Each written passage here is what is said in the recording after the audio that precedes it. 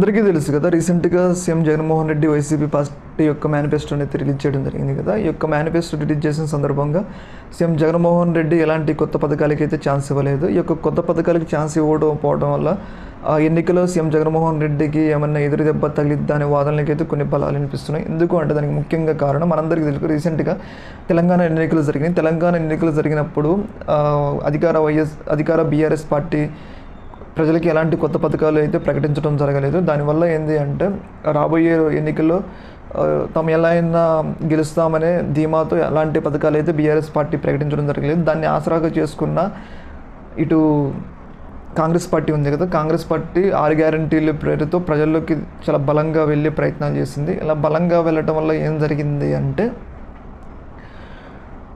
BRS party పథకాల కన్నా ప్రజలు కాంగ్రెస్ పార్టీ పథకాలకి వైపు ఆకర్షితమై కాంగ్రెస్ పార్టీని అధికారంలోకి తీసుకురావడం జరిగింది. ఇది ఒక ముఖ్య కారణం కొత్త పథకాల యొక్క రోలు ఎన్నికల్లో ఏ విధంగా ఉంటుందని. అయితే సీఎం జగన్మోహన్ రెడ్డి కూడా ఒక తప్పును చేస్తున్నారనే వాదనకి ఇది బలపడుతున్నాయి. తన మేనిఫెస్టో ప్రకటించండు, కాకపోతే ఎలాంటి కొత్త పథకాలకు చోటు ఇవ్వలేదు. అదే సీఎం జగన్మోహన్ రెడ్డికి మైనస్గా మారిపోతుందనే వాదనకి అయితే కొన్ని బలాలు వినిపిస్తున్నాయి. ఎందుకు అంటే మనందరికీ తెలుసు, టీడీపీ ఎన్డీఏ కూటమి ఇప్పటికే బలంగా తమ యొక్క పథకాలను ప్రజల్లోకి చొచ్చుకు వెళ్ళే ప్రయత్నం తెలుస్తుంది. ఒకవేళ సీఎం జగన్మోహన్ రెడ్డి కొత్త పథకాలు ఇవ్వలేదు కాబట్టి వాళ్ళ పథకాలకి ఆకర్షితం అవడానికి ఛాన్స్ ఉందా అనే వాదనలకి ఛాన్స్ ఉందని అయితే కొందరు రాజకీయ విశ్లేషకులు అయితే అభిప్రాయపడుతున్నారు. చూడాలి మరి. అంటే కొత్త పథకాలు ప్రకటించలేదు కాబట్టి సీఎం జగన్మోహన్ రెడ్డికి ఎన్నికల్లో